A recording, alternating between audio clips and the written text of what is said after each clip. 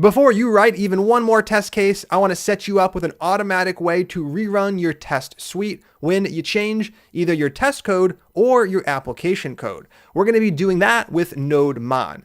Now, previously we used nodemon like this. We would type nodemon and we would pass in a file like app.js. Whenever any code in our app changed, it would rerun the app.js file as a node application. What we can actually do is specify any command in the world we want to run when our files change. This means we can rerun npm test when the files change. To do this, we're going to use the exec flag. This flag tells nodemon that we're going to specify a command to run, and it might not necessarily be a node file. Right here in quotes, we can specify that command. It's going to be npm test. This is Andrew with an update. If you are using Windows, remember to use double quotes here. With this in place, we can now run the nodemon command. It's going to kick off for the first time running our test suite. Here we see we have 2 tests passing. I'm going to go ahead into the app and make a change to one of the functions so it fails. I'll add 3 or 4 onto the result for add. It automatically restarts over here, and now we see that we have a test suite where 1 test passes and 1 test fails. I can always go ahead and undo that error, save the file, and the test suite is automatically going to rerun. This is going to make testing your application that much easier. You won't have to switch to the terminal and rerun the npm test command every time you make a change to your application. Now we have a command that we can run. I'm going to shut down nodemon and use the up arrow key to show it again right here. And we can actually move this into a script inside of package.json. Inside of package.json, we're going to make a new script right after the test script.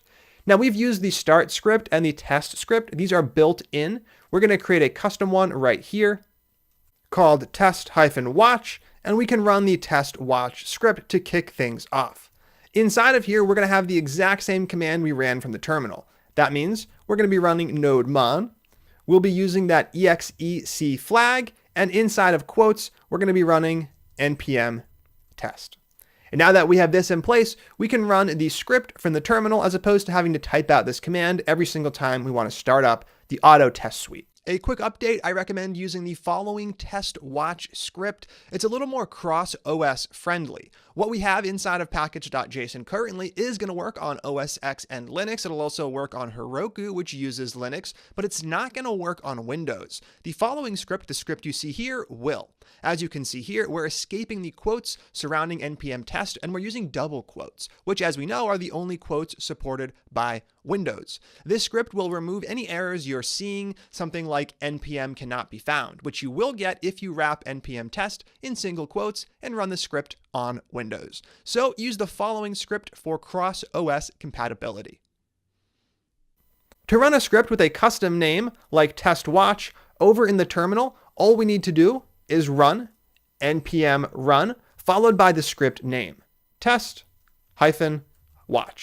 If I do this, it's going to start things off. We're going to get our test suite, and it's still waiting for changes, which is fantastic. Now, every time you start the test suite, you can simply use npm run test watch. That's going to start up the test watch script, which starts up nodemon. Every time a change happens in your project, it's going to rerun npm test, showing the results of the test suite to the screen. And that is it for this one. Now that we have a way to automatically restart our test suite, let's go ahead and get back into the specifics of testing in Node. Stay tuned. I will see you next time.